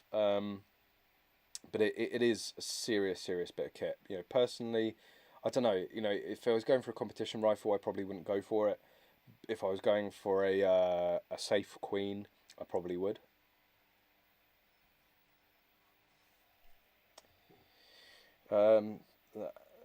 Those AR 15s trying to look like MP5 never get me. I mean, I think it's more of a practical application. It's not meant to be in terms of looks or aesthetic. It's meant to be in how practical it is. You know, that I would imagine there are situations where a monolithic stock like that on an AR is going to have advantages. It is very compact when the stock is in. I think compared to a standard AR stock, and it's still adjustable. So I think there's you know, a lot to be said in terms of, let's just say, non-sport shooting requirements or non-sport shooting uses. Any other colour than black, the gun control network won't like it. Yeah, well, I've got a rattle can in here. I can happily help with any custom paint jobs. I can't tell you if it will be any good or not. But interestingly, bringing up the gun control network, this is one of the points that I wanted to get onto this evening. I posted one of these articles on the Facebook page, although day after day I seem to be seeing more and more of the same article. So basically it's copy and paste. The laziest journalism I've like collectively that I've ever seen across sort of local newspapers. But they're pretty much every single one of these articles is titled "Hundreds of the Most Dangerous Firearms Owned Legally in Thames Valley," or you know, Buckinghamshire or Hampshire or you know, Wiltshire or whatever. It's like, and you read them and every single one of them starts with "the gun control network said." Well, I'm sorry, lazy journalism. Why are you taking what a obviously very deluded and biased organisation is saying? You know, why are you basing a whole article based on one organisation's say so? Where has been the you know the sort of the balance? You know, where has been, you know, it's you know, they're saying Peter Squires, you know, professor and of criminology and blah blah blah blah. Yeah, professor of criminology, not firearms, not guns. Like, where's his firearms experience, right? So you know, and again, they don't seem to put any in a lot of these articles, in terms of where Peter Squires is involved, they don't seem to give any differentiation to say that he's actually from the gun control network. So it looks like it's another expert advocating what's being said. So, you know, and this article does have a comment from Bask actually. Personally, again, I'm a bit frustrated to see that Bask haven't yet addressed this more rigorously, or haven't seen anything. I might be mistaken, but I haven't seen anything from, say, the likes of the NRA. But there must be like 10 plus of these articles, right? And yeah, it's time to get your tinfoil hats out and all that. This is a concerted effort, right? This is an orchestrated, planned effort to sort of grease the wheels in preparation for the Offensive Weapons Bill 2.0. And I can't see anything, why would so many local papers within the space of a week pick up on the same story with the exact same wording, with the exact same bollocks information and bollocks scaremongering, facts? This is a concerted effort, and you know what, I think it's just all in preparation. It's to grease the wheels, to sort of loosen people up, the public up, to the fact that more guns need to be banned and that these are very dangerous, and they're guns similar used in mass shootings. Well, I don't know. You paint a car red and squint, it looks similar to a Ferrari. Doesn't mean it's going to do the same bloody to have the same performance. You know, I could paint the Civic red and put a Ferrari badge on it and squint. It might look similar to a Ferrari. Still much rather have a real one. So yeah, like, don't be blinded.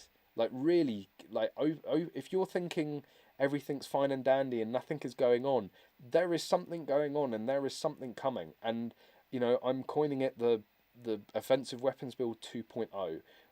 We've talked about it for the last 3 weeks now, but mark my words, something is coming. You know, I'm positive after what the 50 cal society put out, it's going to involve 50 cals.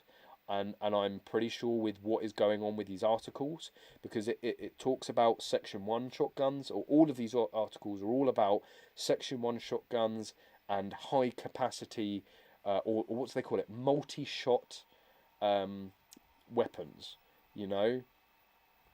And again, that's what leads me to believe that perhaps the Offensive Weapons Bill 2.0 is going to involve Section 1 shotguns, is potentially going to involve 2.2 semi-autos, or maybe it's just going to be a blanket magazine restriction. Perhaps we're going to get restricted to 5-round magazines, or something ridiculous like that, which has absolutely no effect ever in any metric, in any way, shape or form, has ever been shown to have any sort of effect on gun crime. And you can bet your bottom dollar that is what the gun control network is pushing for. And it wasn't that long ago I made an article about it, which was about the gun control network, because lo and behold, they released this article themselves on their website a number of months ago, basically calling for the ban of mass casualty weapons, whatever a mass casualty weapon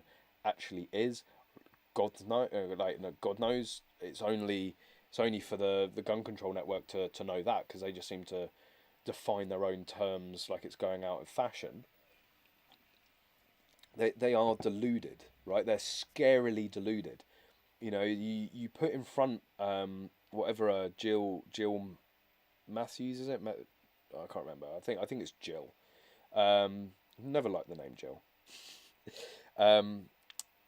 You know, it's like you put in front of her the fact that gun crime has consistently increased with every single restriction.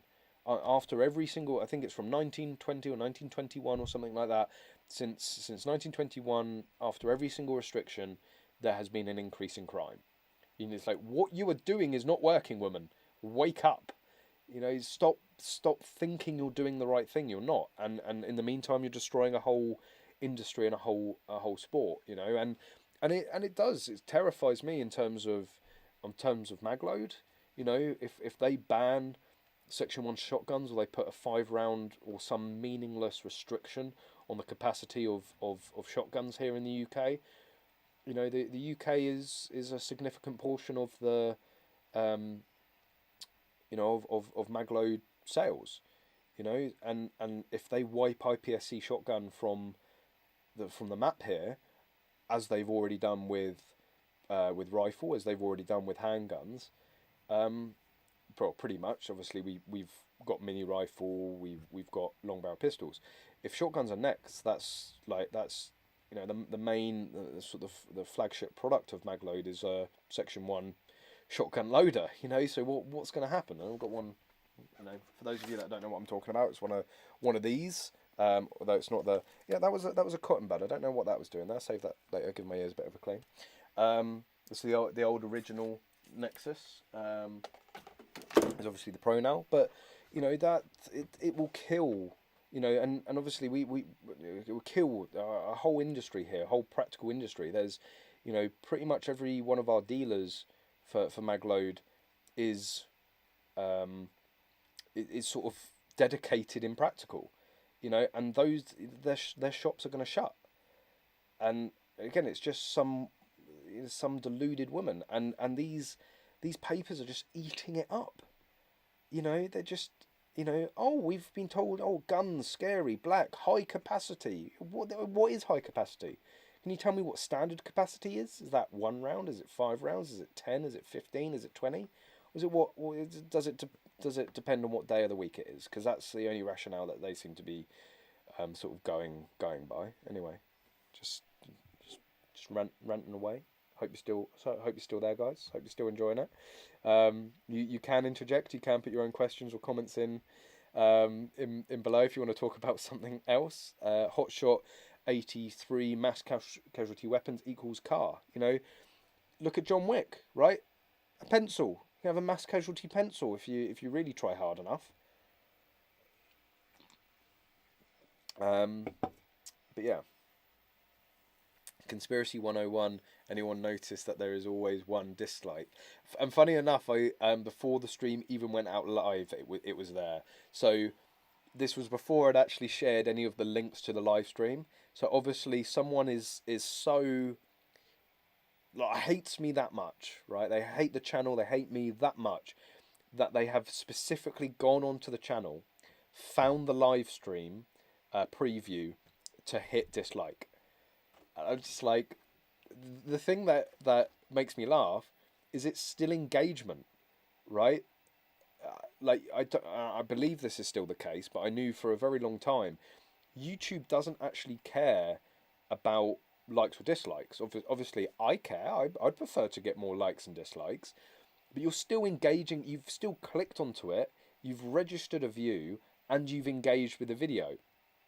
Fine. It's like I had one guy share what I can't remember what video it was, but he obviously is certainly not my #1 fan, and had gone on this massive tirade about one of my videos and about me or whatever on his personal Facebook.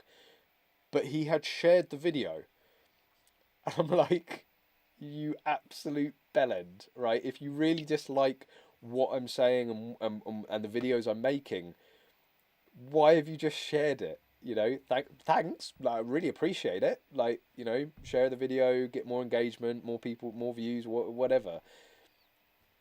Anyway, there will always be a twat out there, Callum. Always. Yeah, usually me. Connors is trying to sabotage you. You know, I wouldn't be surprised if it is actually Connors. You know. Don't talk about the danger of pencils. I don't want my second favourite writing instrument to be banned. You know, when are they gonna ban spoons? Right? When are they're gonna ban forks and anything vaguely pointed? You know, it's just getting absolutely ridiculous out there, really. But that's it. In terms of what we can do. Oh, sorry, Richard Weston. I just hope the offensive weapons build 2.0 will be evidence based.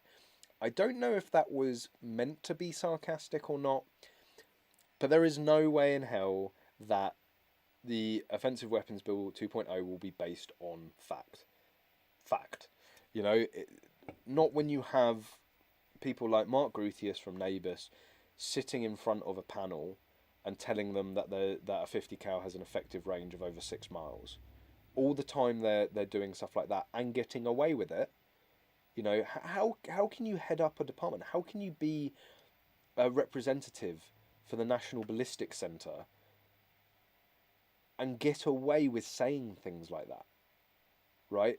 Surely someone should go and like have a word with them, or be like, obviously you're not fit to hold the position you hold because you obviously know nothing about the actual ballistics of firearms.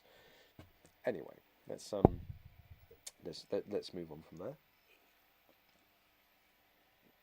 Dread King, what's a good caliber to get into for bolt action? It depends really what you want to do with it. You know, if you want a little bunny basher, 2.2 rimfire, 1.7 HMR, 2.2 WMR. If you want to be going out and reaching, you know, over 1,000 yards, then you know you're going to want a different caliber for that. If you want something for stalking, you're going to want a different caliber for that. So it really, you know, if you just want a general, all-round sort of target rifle bolt action, then I would say, you know, go for a 308 or a 6.5 Creedmoor. We have this discussion every single week.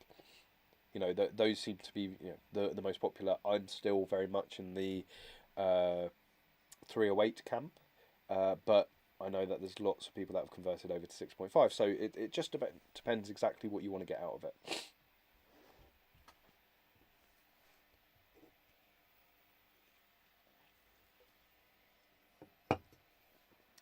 Mike Gill, surely if he's saying things like that, then there should be a counter argument to negate his findings, you'd think. You know, to be fair, there's going to be a follow-up video. I was going to talk about it tonight. I'm probably going to leave it for the follow-up video, but it was something that I think Christopher Graffius of Basque, he did actually sort of counter during the consultation of the original offensive weapons bill. But it's sort of the damage is done by that point. You know, it's at the end of the day, you have someone from a pro-gun organisation and you have someone from what's meant to be an impartial organisation, but obviously isn't. So you've got one person saying it can, and you've got one person saying you can't. The confusion's already there, right? The doubt is already there. You know, perhaps people were looking at Christopher and going, well, you would say it isn't because you want to keep them. But actually, who are we going to trust? Are we going to trust somebody from a pro-gun organisation, or are we going to trust somebody that works for Nabis? Because the obvious answer is that, well, surely we should trust the person from Nabis because they should have some expertise in this field. And that's why I find it absolutely flabbergasting that there was no recourse, there was no punishment, there was no, you know, penalty for saying something so utterly absurd. And then it's like, well, what happens in all the closed doors meetings with these organisations? What other inaccuracies are they feeding them? You know, either intentionally or unintentionally. For me, it makes a huge it makes no difference really, but one is certainly worse than the other. And I just, you shouldn't be allowed to get away with it. In my mind, there should be some sort of recourse. But that's, you know, it's down to guns. The rules are different when it comes to guns, and that's the way it's been for a very long time. And I think unless, you know, we are more vocal, unless we are more proactive in getting new people into the sport, in countering this misinformation and organisations like the Gun Control Network, all the time that we allow them to be the loudest voice, that is all everyone's ever going to hear. well, I think we need to be louder. We need to be more proactive. We need to be more out there and outside of the shadows of this, you know, secretive club of shooting. And we need to be in contact more with our MPs. We need to be in contact more with the greater community. We need to start trying to get you know, school kids, you know, trips of kids to the range. We need to, you know, engage more, much more with the wider public rather than just staying in our own little bubble. And I think, you know, being more proactive and getting out there and being louder and all that is very important and a big tool for us to be able to use in growing the sport and protecting the sport. Anyway, that's just my thoughts. Should a gun manufacturer or user or dealer even not be the best one educated to educate politicians about firearms, like an engineer or so? So I mean, yeah, I mean, like a company, a representative from, say, Accuracy International would have been a very good person to go there and tell them. You know, obviously they know their stuff when it comes to 50 cows. Maybe getting in someone from Barrett even, you know, flying them over, doing something like that, that would have been good. I mean, don't get me wrong, just because someone's a gun dealer or runs a gun shop or, you know, or even uses a 50 cal doesn't necessarily make them an expert or make them sort of competent to give that sort of answer or, you know, that sort of evidence to the consultation. But yeah, a serious company like Accuracy International or Barrett, a representative from them certainly would, because they're gonna know, they're gonna know what accuracies, you know, they can get. So yeah, I think that wouldn't necessarily be a bad idea. And then in a way, I guess, well, you know, well, does a company like Accuracy International really, does it really worry them about losing the civilian 50 cal market? Like, really, how many Accuracy Internationals for target shooting are owned in the UK? I would bet you could probably count them on one or two hands. I might be completely wrong with that, but their market is most definitely military. That's where they make their bread and butter. So, you know, in a way they are a little bit more impartial, because they can say, like, look, you know, if you take 50 cows away from private ownership, like, it doesn't make a huge difference to us, but actually we're here to tell you the ins and outs and the actual the real science and engineering behind a 50 caliber target rifle. So, you know, the other thing that I think it was Gruthius said was that, you know, the use of you know, anti-material rounds, and again, I believe it was Basque that ended up correcting them, saying, yeah, you can use an anti-material round in a 50 cal, but not under Section 1, because that's only a military Section 5 round, so that's not a concern. And then it changed to, well, what if somebody stole a 50 cal from an FAC holder and then also managed to get hold of these, you know, anti-material rounds? I was going, yeah, and what if someone teleports from, you know, the year 3000 and tell us we're all going to die? Like, it's the chances of that all happening are very slim, you know. Mike Gill, do you believe guns kill people, or do people kill people? Well, of course, guns kill people. Like, it's the you know, the whole, you know, guns don't kill people, people kill people. Yeah, but then it's like, for me, I would say, you know, in John Wick, the pencil kills people. It is the insertion of the pencil that kills them. But of course, inanimate objects don't hold responsibility. They don't have, you know, they're not bound by laws. Then, you know, the actual inanimate objects themselves. So it always takes a person to be able to instruct or to use that inanimate object in the way that that person wants. So yeah, I think, you know, technically it's not the gun that kills someone, it's bullets. You know, if actually on that logic, the gun doesn't actually kill anyone, it's the bullet. You know, or it's not the pencil, it's the lead. You know, it's stuff like that. But yeah, I know it's a simplification, but at the end of the day, it's what is responsible, and you can't put responsibility down to a inanimate object. You can only put that down to something that is cognitive, that can make its own decisions and can, you know, can act on something. So of course it's the person that is ultimately responsible, always. And again, that's why it is meaningless banning certain inanimate objects, because people are very intelligent, they're very resourceful, they're very innovative, and as a race, as a species, we are incredibly innovative when it comes to killing people. And that's just a hard fact. And we love to live in this airy-fairy world where we think we can eliminate murder. We think we can eliminate violent crime.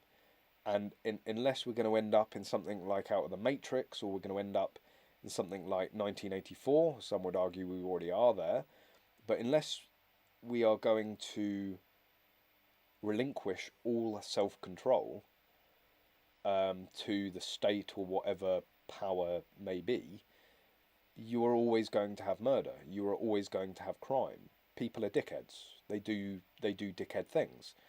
It's sort of part of being it's about a part being human. People make mistakes. People do nasty things intentionally. People do nasty things unintentionally. But that's just part of being human. And again, it's like you're going back to not being able to talk about certain issues. Well, actually, if the real issue here is murder, it shouldn't matter what it's done with. The issue should be murder. The issue should be what led that person to do it, the environment that encouraged that person to do it, or allow them to do it. And all the time that we ban people from speaking about certain subjects, all the time we continue to focus on the inanimate object, we are going to completely miss the real issue, and the real issue is never going to be resolved.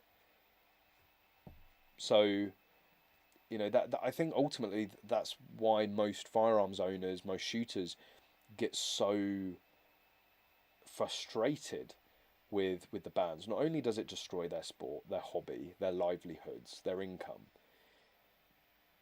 but it doesn't achieve anything. And it's almost like, for some reason, it's like we're the only people out there that actually sees the potential solution, or certainly the avenue that should be followed or should be looked at. And it's like, no, we want to stop murder as much as anyone else. We want to stop crime as much as anyone else. But you're looking in the wrong bloody area. You're looking at the wrong people, the wrong thing.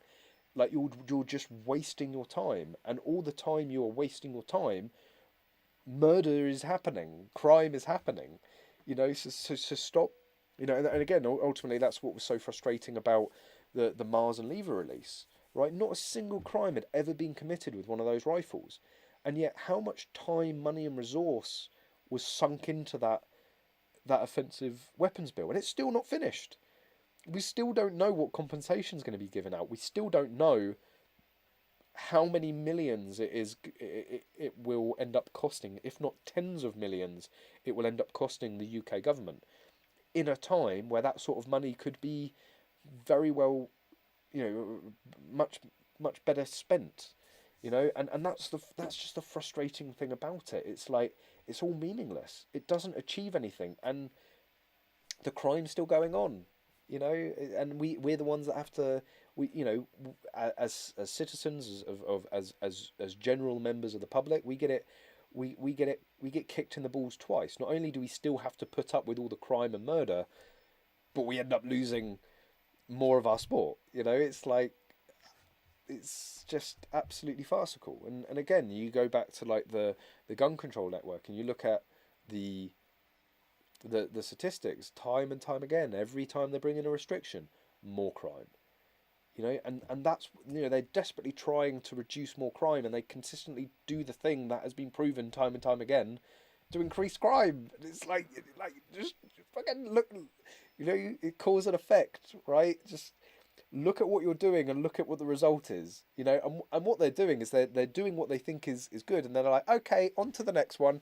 And meanwhile, there's, you know, a fucking flaming inferno going on behind them, and they're not even, you know, oh, whatever happened to that handgun ban that we introduced?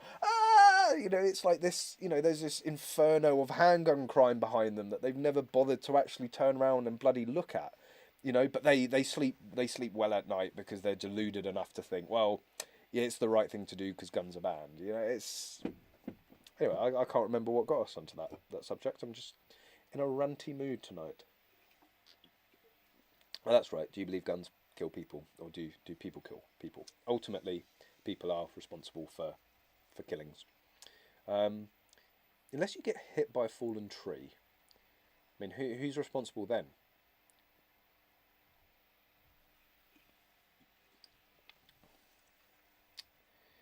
Ban airsoft. No, David, we can't lose anything more. Airsoft, you do realise the way things are heading, airsoft will be the only thing we have left.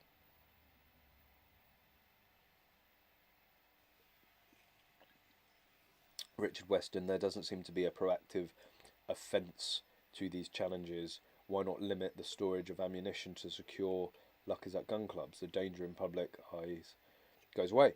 But again, the police don't actually like large amounts of guns or ammunition stored in one place.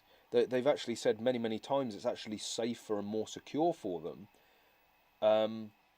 if they spread it out. If they spread out amongst many different FAC holders, you know, otherwise you end up with huge, you know, armories of guns that if the, you know, if the security measures are bypassed and they get in, they don't just get one or two guns. They end up getting hundreds. You know, so in some ways the risk is a lot greater because you can only make somewhere so secure. You know, it's like look at modern like ATM and bank robberies.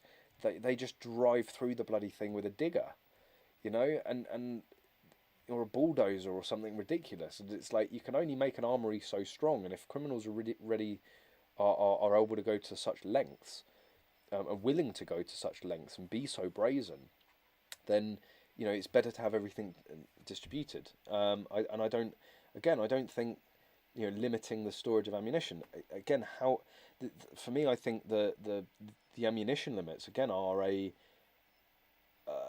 just a complete ridiculousness of our laws. It doesn't actually stop anyone, right? It doesn't stop you from having more ammunition.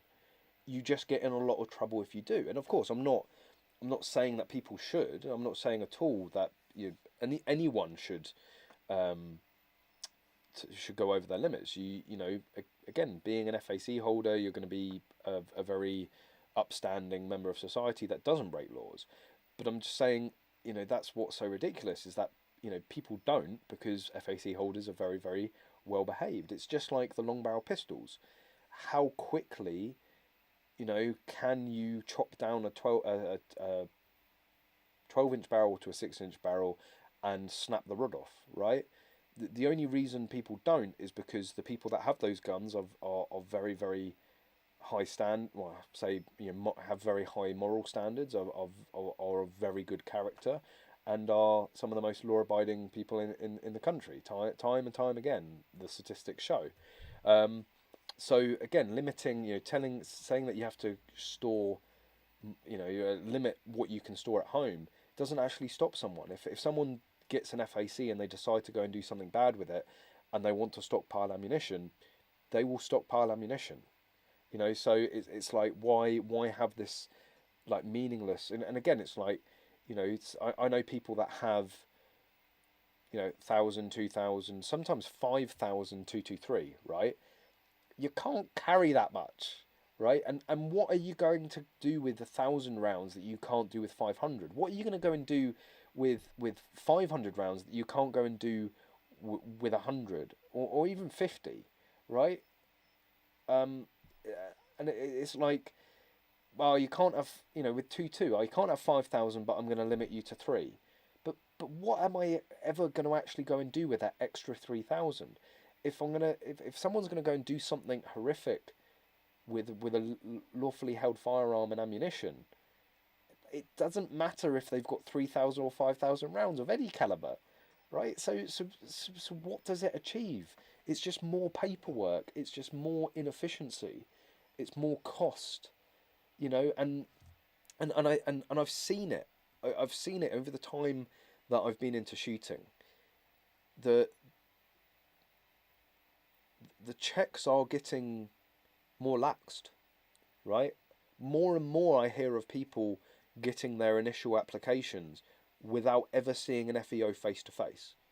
You can only get so much of a sense of somebody from email and phone, right? It's only when you sit down in front of someone for half an hour, 45 minutes, an hour, and talk to them face to face that you can get that sort of real judge of character. It's only when you go to somebody's house and look, and see what their house is like and see how they live and what their other interests are, and that's how you really learn about a person.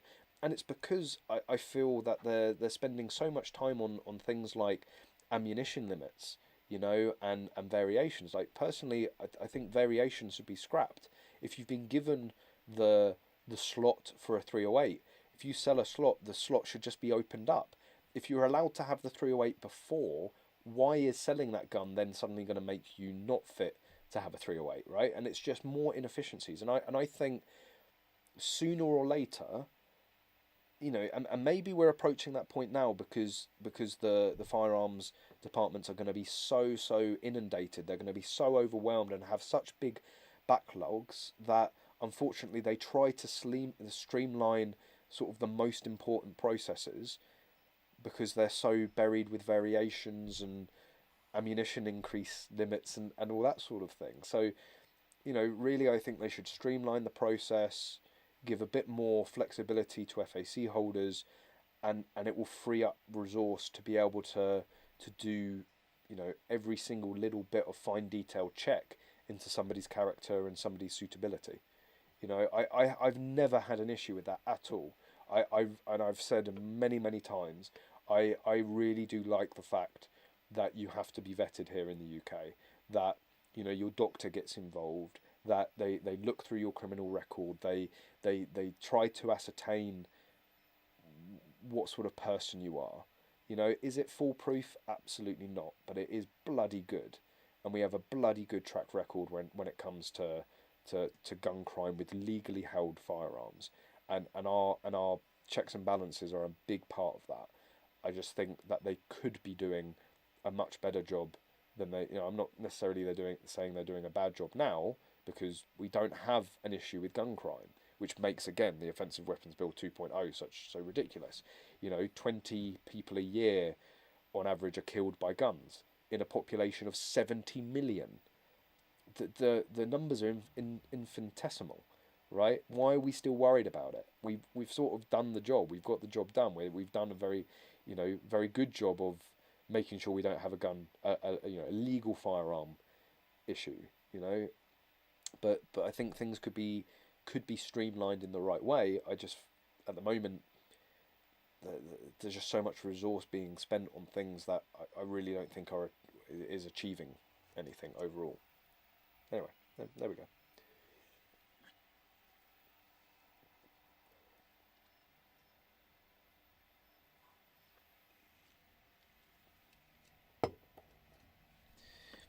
Mammootix. Meanwhile, I bought 2K 9mm yesterday for the weekend. Yeah, interestingly, I saw a number of posts about the Czech Republic, becoming the first, the second country to have effectively a right to bear arms, like written in the Constitution and all that, or no, the right to carry, or something like that. I think the gun laws in Czech Republic are absolutely on point, and surprisingly, they don't have a lot of crime. They don't have a lot of murder, and they certainly don't have a lot of issues with gun crime. It's funny that. Daniel Smerald laughs in American citizenships. Yes, but you live in the UK, my friend. You are still bound by the same rules that we are. We sheer mortals of non-US citizen holders are bound by. So, Richard Weston, where does SO19 store their ammo? On top of their squad car? Yeah, exactly. Right. You're worrying. You're having an argument, with me over, oh, you can have 3,000 tutu, but you can't have 5,000. Meanwhile, the Met are quite literally handing 9mm out like sweets on the motorway. Some for you, some for you, some for you. I'd love to put a freedom of information request and find out if every single round was recovered.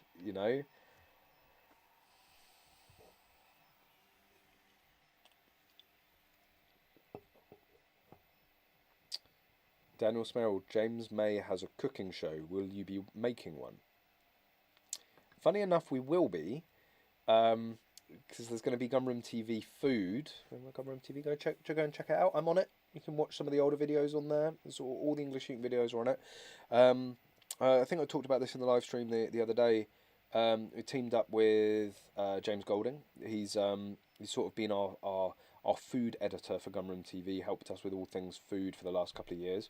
But we've just finished filming and editing a series called GTV Food, or it's Golding on Game, and it's showing you all the spectacular dishes you can cook with game. And James has also come down, and we've done an English shooting special where I actually cook one of the dishes, and before you laugh and make fun, it didn't come out too badly if I don't say so myself. So yes, Daniel, there will be a cooking show very soon.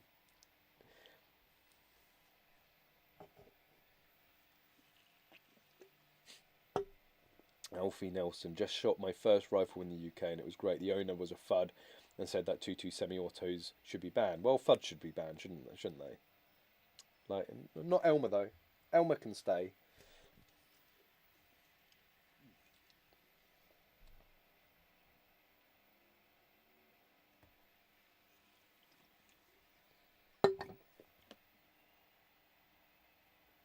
Richard Weston, English shooting fans, 15% off at the Pig, right? I'll talk to James. I don't think it's going to happen, right? And if anyone's getting 15% off at the Pig, I'm going to take that one myself. Thank you very much. Mamu Dix, are you actually coming to Prague like David talked about, or is that a different trip? I know, well, we've been to Prague a couple of times. I know David is trying to get another trip organised at some point. I don't know anything firm yet. We were talking the other week about it. So if it goes ahead, if I'm going to head up to Prague, you guys will be the first one to know. White Wigster, what is the best way to get into shooting in the UK? Well, it depends what you want to shoot. If you're over the age of 18, you can go and buy an air rifle and start shooting in your own garden. There's actually a lockdown video of building your own home range, so you could go and do that. And if you want to get into live fire, if you want to go to shotgun shooting, well, head down a playground. They do taster sessions, they do one-on-one instruction, all that sort of stuff. If you want to get into rifle shooting, then find a club. I mean, it would be amazing if the National Rifle Association of the UK and the runners, the managers of the National Shooting Centre made it easier to go and try shooting. That would be amazing. Do you know? I mean, you wouldn't think that someone should be able to go to the National Shooting Centre and turn up and shoot a gun, right? I think that's a little bit out there, right? But anyway, Bluefield Sports, of course. If you want to come and get your hands on a gun for the first time, we run taster sessions, introduction sessions. I mean, luckily our laws do allow non-FAC holders or non-club members to shoot a variety of different guns. So we'll be more than happy to help you out, and get you out on the range and get you shooting. So there's loads of different ways. But joining a club, if you want to go down the route of a firearm certificate, you're going to want to you want to join a Home Office approved club. And if you're joining the NRA, that's great. Once you're a member, you will get access to everything. I do think that they should maybe have some provisions for non-members to try shooting, grow interest and grow the amount of people out there. But anyway, the NRA, once you are a member, you'll have access to certain ranges and classes and courses. I would highly recommend, if you're going to be going to Bisley anyway, I would highly recommend joining Kentucky Firearms Club. They do a lot of training there for free, whereas the NRA will charge you for it. And you can get your safe shooter card through Kentucky Firearms Club as well, and it's only 45 quid. And they do a whole range of different disciplines down there. So yeah, and David Kiddle, one of the committee members, is on here. If you want to go and talk to him. But yeah, looks like there might be a Prague trip at the end of August, so maybe I'll have to treat myself for my birthday. But on that note, I think I'm going to wrap it up there for this evening, guys. But just a quick mention to say, before you leave, before you head off, make sure you hit that like button. Smash the thumbs up button. Give it a good like. This will be available to watch afterwards. It's always, always records itself and puts it on afterwards. But also once I head off, go and have a look around the channel. If you've just stumbled upon the channel, consider subscribing. If you want to learn more about UK gun laws, about guns here in the UK, and there's loads of videos on the channel for you to go and immerse yourself and learn as much as possible. But yeah, I think I'll leave it there. Again, we do have an interesting video coming out about Basque and their response to me in terms of the stoppage of legal expenses insurance. That will be coming out very, very soon. There's a whole debacle going on at the moment with Chris Packham and Wild Justice and stuff like that. I'll probably be making a video on that. And in terms of videos in the pipeline, I've got the review of the SIG, is it the 552 or the 522, the 6 hour 5 whatever. That will be coming out very, very soon. That's in edit. I think there might be another video. Oh yeah, the review of the Trigicon MRO, that will be coming out very soon. So yeah, lots to look forward to. I've got lots of guns currently waiting to be reviewed as well. I've got 2 guns from Cotswold Classic Arms, the battle arms that we were talking about earlier, and also the Special Forces SAS cloned rifle. And I think that's it. I think is there any more guns? I'll try and get hold of a K22 for you guys to do a review of. I've got loads of bits and bobs as well to review. I've got an upgrade stock for the 870, a couple of torches, including Daniel's owl, and some bipods to review. So lots to come in the future. So make sure you're subscribed for future stuff. But yeah, I really appreciate all of you guys sticking by, putting up with my ranting. But it's always nice to interact with you guys, so I do really appreciate it. But yeah, make sure before you leave, hit that thumbs up button, and it will be same time, same place. Well, I've said that. Next week, next Thursday will be my birthday, so I don't know, maybe I'll move it or maybe give myself a week off, but I don't know. I really do look forward to live streams each week, so I'll probably have that as a birthday treat, and maybe even have some cake while we do it. I don't know. Although biltong, I prefer biltong to cake. I don't know. Maybe we'll do something a bit special for the live stream next week. But anyway, it's every Thursday English shooting live stream at 7:30. If you've enjoyed it, it's here every week. So please come again soon, and invite any friends that want to come along. But there we go, guys. Thank you very much for joining. Again, appreciate you guys all joining in and joining the chat. And as always, guys, I hope to see you soon.